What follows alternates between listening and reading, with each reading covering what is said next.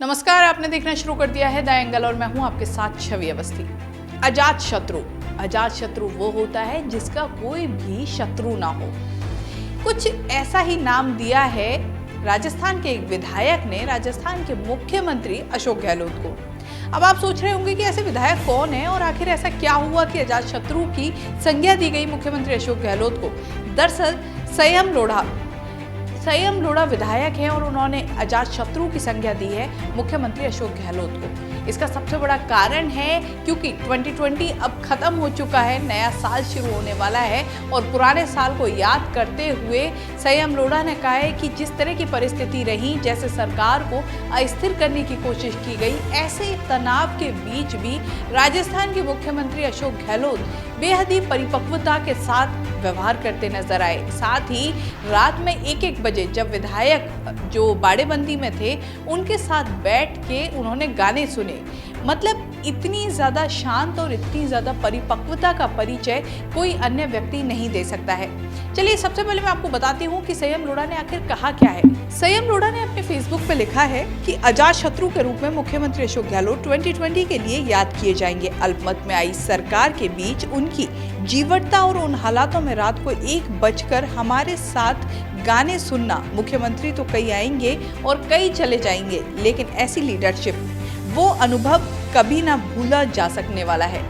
मतलब ऐसी लीडरशिप कभी नहीं भूली जा सकती है। इसमें एक लाइन पे सबसे ज़्यादा गौर किया जाए कि मुख्यमंत्री तो कई आएंगे कई जाएंगे, लेकिन जो ये लीडरशिप का एक तरीका है जो मुख्यमंत्री अशोक गहलोत का इन दिनों देखने को मिला, जिससे ना सिर्फ राजस्थान बल्कि पूरी नेशनल जो राष्ट्रीय स्तर की राजनीति है उसको भी प्रभावित कर दिया, ऐसी लीडरशिप शायद ही देखने को मिले।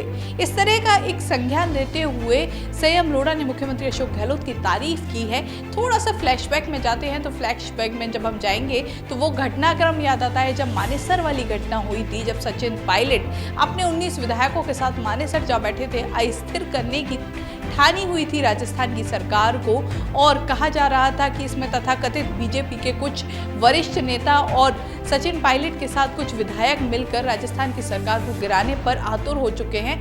ऐसे में मुख्यमंत्री अशोक गहलोत ने जिस तरह पूरी घटनाक्रम को संभाला, जिस तरह पूरे घटनाक्रम से उभर कर आए, उसके बाद उनको अजात शत्रु कहा जाना गलत भी नहीं होगा, क्योंकि उस समय की जो परिस्थिति उसमें सरकार को बचाना सबसे बड़ा काम था। और ऐसे में मुख्यमंत्री अशोक गहलोत ने न सिर्फ सरकार को बचाया बल्कि जो विधायक नाराज होकर गए थे वापस वो उनको कांग्रेस में लेके आए।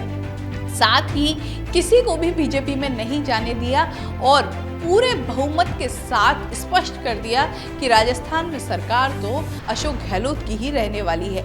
इस पूरे घटनाक्रम के बाद कह सकते हैं कि 2020 में कोरोना ने बहुत तबाही मचाई। कोरोना की वजह से लॉकडाउन लगा, स्थितियां खराब हुई, प्रवासी मजदूर मारे गए, लेकिन इस पूरे घटनाक्रम के बाद एक चीज़ जो अच्छी हुई वो ये थी कि एक ऐसा राजनेता उभर कर सामने आया जो कि ना सिर्फ राजस्थान बल्कि कह सकते हैं कि जिसने पूरे देश में प्रभाव छोड़ दिया, और प्रभाव भी ऐसा कि जो अपने आप को बड़ी पार्टी कहते हैं, जिन्होंने पूरी कोशिश की थी कह सकते हैं कि तथाकथित रूप से, और जिस तरह का पूरा वातावरण बना था, जिस तरह का पूरा माहौल बना था, उसके बाद हर किसी की जुबान पे एक ही चीज़ थी कि जल्द ये सरकार गिर जाएगी, नए मुख्यमंत्री बनेंगे।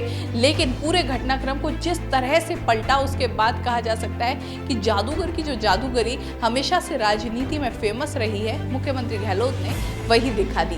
तो जब आज जिस तरह का संयम लोढ़ा ने कमेंट किया है, उसके बाद एक बात तो साफ है कि राजस्थान के ना सिर्फ वो विधायक जो कांग्रेस में हैं बल्कि जो विधायक निर्दलीय चुनाव जीते थे, क्योंकि संयम लोढ़ा भी किसी पार्टी से नहीं बल्कि निर्दलीय चुनाव जीते थे, ऐसे में जो विधायक राजस्थान में इन दिनों है वो सभी कायल है मुख्यमंत्री अशोक गहलोत की लीडरशिप का। इस तरह की खबरों के लिए द एंगल देखते रहिए। हमारे चैनल को जरूर सब्सक्राइब कीजिए। वीडियो पसंद आए तो शेयर करना ना भूलें। नमस्कार।